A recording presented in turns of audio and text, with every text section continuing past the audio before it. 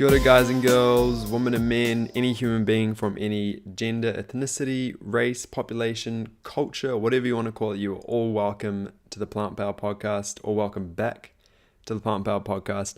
My name is Dylan Steeples, and this is the seed of the week where I come to you each week with a little nugget, a seed of inspiration, information, knowledge, anything that I'm interested in, a thought that I've had, a book that I've read, a TV show I've watched, a podcast I've listened to, a documentary, anything that I can share with you to help you grow, be more knowledgeable, have more education about this world and the beautiful beings that live in it. And as you all know, I love to dedicate the show to a listener who has left a review or has hit me up on through email or Instagram, anything like that. And this week it is a review from Raw Oli from Switzerland, which is just amazing. And it is this: I love Dylan's podcast, which I have recently discovered. It shines lights on topics I thought I knew but realized there's still so much to learn.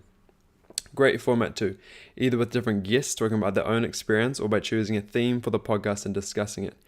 And entertaining and lighthearted with some great Kiwi humor thrown in there. I highly recommend it. Thank you very much, Rolly. I'm glad you enjoy my Kiwi humor. There's only a couple million of us, so it's pretty unique. So thank you, Rolly. And remember, if you want to get a shout out on the podcast, then just hit me up however you want. I love hearing from you. Remember to support the podcast on iTunes, leave a review, tell your friends, your cat, your dog, your family, or you can head over to my Patreon and support me there. And also go check out my YouTube channel. I've been putting up a bit more up there recently. I've kind of going to put up some more vlog type stuff. I want to do some recipes and just kind of some general helpful stuff. So I've been kind of enjoying that a bit at the moment, and that's real simple. Just type in Plant Power on YouTube and you'll find me right there. So let's get on to the seed of the week, which is, do you have to be 100% vegan? And I know this might sound like a really contentious topic for some hardcore vegans out there, but please, I want you to listen to what I have to say, and it's really interesting, and I think you'll find a lot of value from it. So personally, because of where I am on my journey at the moment, I'm committed fully to a whole food, plant-based vegan diet. But, I have friends and I've seen people who eat a similar diet to me, but then they occasionally eat animal products like fish or dairy. And that's not to say that they don't care about this stuff. They're extremely passionate about their health, the environment, other beings. So, it had me thinking, do we need to be 100% vegan? Do we need everyone to be 100% vegan? And let me preface this just from the start. We know that from science and ethics that a whole food plant-based diet, vegan diet, is best for our health, the environment, animals. There's no questioning that, but realistically getting everyone to adopt that is a little bit harder. So I believe that for the wider population, if we're just getting people to start adopting more compassionate diets, you don't have to be 100% vegan.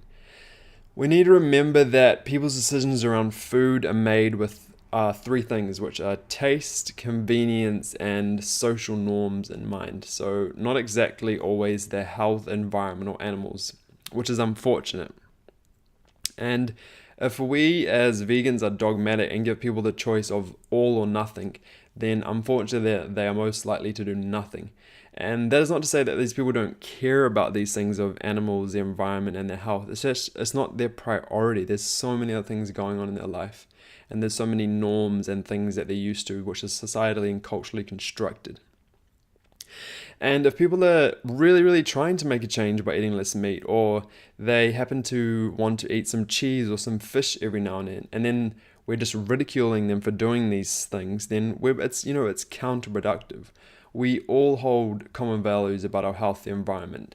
So I believe it's better to focus on what we have in common rather than wasting our energy on fighting about these small things, like infighting, So we need to allow this transitory or like flexitarian approach, if you like, or we need to allow the vegan who eats cheese, because 100% vegan world is not going to happen. Let's be really realistic about it. It's not going to happen in our lifetime.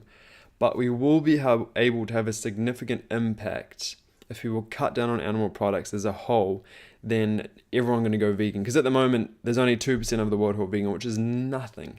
So I think the best place to start is by looking at the three pillars of veganism, which are animal ethics, health, the environment, And I'll do my best to give an unbiased look into whether we need everyone in this world to adopt a 100% vegan diet. In other words, can you still make a difference by being not 100% vegan? So I'm going to start with probably the most contentious or prickly pillar of veganism, which seems to be the one that gets the most people upset and causes the most kind of uproar, and you see it mostly in the news, and what people find most annoying about vegans or veganism in general, and that is animal ethics. So from the standpoint of reducing suffering, if you're reducing the amount of animal products in your diet, then you're obviously reducing the amount of suffering inflicted on animals. That's just a given, right? But I personally believe, and I said I was going to be unbiased, but this one's the most hard to be unbiased. But I'm trying to give you like a real ethical and moral standpoint of around the ethics of eating animals. And this is, I think we can all agree with this. So I think out of all of these three pillars, this would be the one thing that you can't hold a view about, but just do less of. So what do I mean by this? If you are a human, then I think most of you will agree with me that you do not want to cause suffering to any conscious being. Yes? Suffering, we believe, is ethically wrong. No one should experience suffering. No being, no nothing. For example, if you saw someone kicking their dog on the street, you would do something, right? So it holds that for any other being, you wouldn't want them to suffer. If you believe that, then how can you justify just doing it sometimes as being okay? It's like saying that kicking the dogs on the street 5 times is okay, but kicking it 10 times is wrong. Ethically, that makes no sense. So it holds that you couldn't just accept suffering sometimes for your own pleasure, then disagree with it at other times, right? This big explanation upsets people because they know it is right, but is also really easy to ignore and create a cognitive dissonance around. And the fact is that reducing at least some suffering is better than nothing. So as we understand the ethics, technically everyone should be vegan, right? But obviously that is not the case. So no, we need to understand it from the perspective that suffering is being reduced when reducing animal products takes place. And people are way more likely to be partly vegan than fully vegan, which in the end will reduce the most amount of suffering as a whole, rather than expecting everyone just to go vegan, because that most likely isn't going to happen. Cool, so we've got the prickly contentious one out of the way. Let's get on to the more personal and understandable ones and less contentious ones, which is health. So health, do you need to be 100% vegan to get the full health benefits? And let me start with this.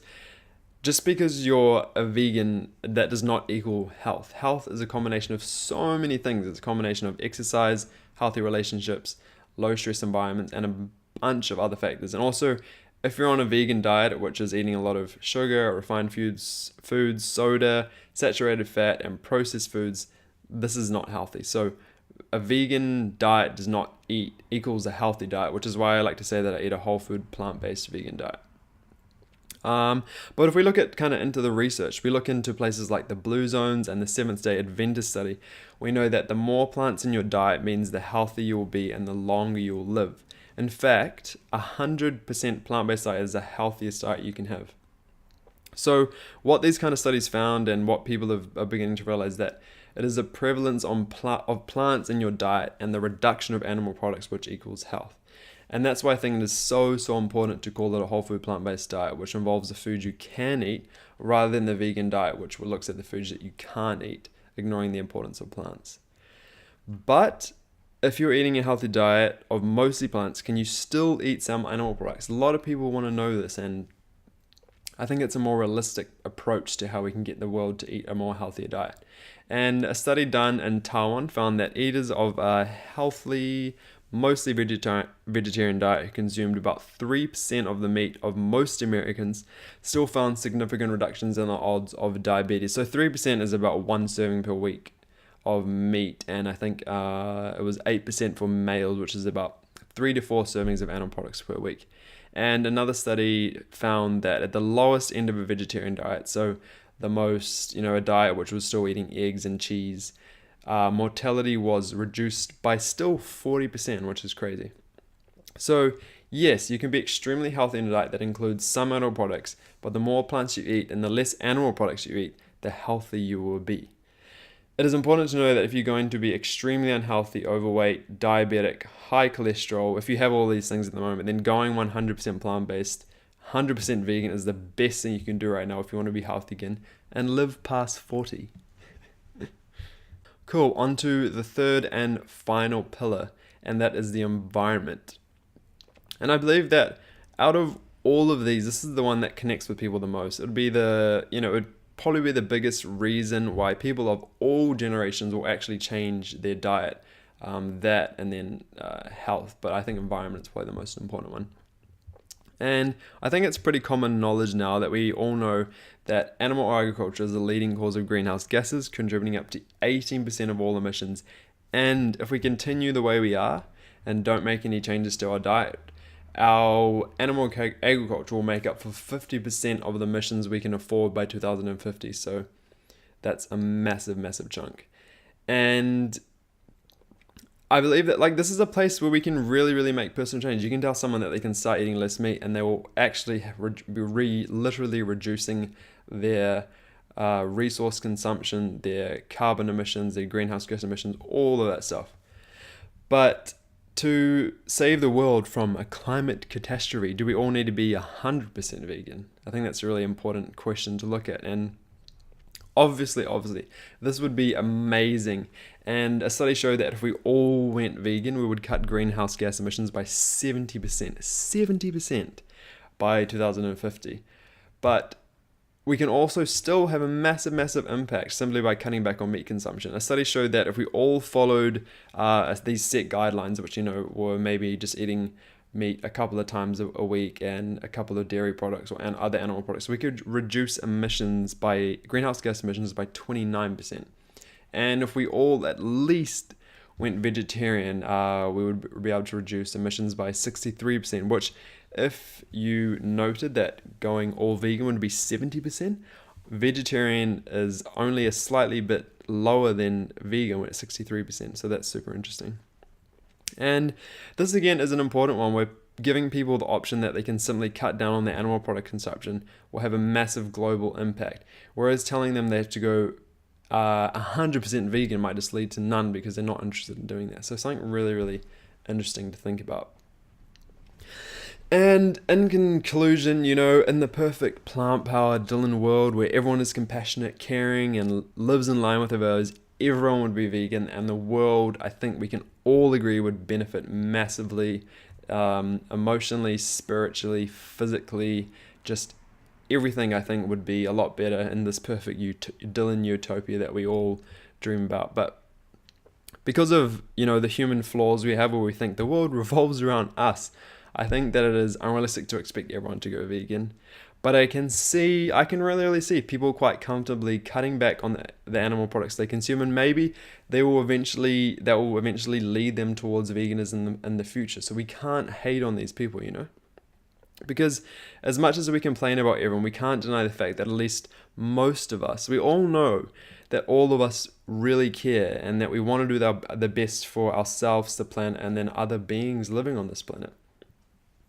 It's just unfortunate that at the moment, most people prefer to do this without drastically changing anything. We all want to be quite comfortable, and the idea of going 100% vegan is just not an option. So as compassionate beings, I'm reaching out to you as a vegan or someone like a whole food plant-based person, if you're a compassionate being, we need to foster and facilitate what people are ready to do, and kind of put aside our ego and our emotions and look at the wider picture of reducing suffering towards animals, reducing environmental degradation, and being as healthy as we can be as a planet.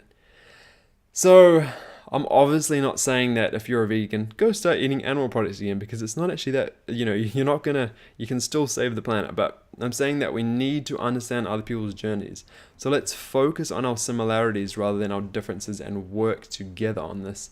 Thank you guys so much for listening to this Seed of the Week. I love you all. Go do some meditation, go eat some beautiful, healthy food, and have a wonderful day, week, wherever you are. I love all of you. Peace and namaste from New Zealand.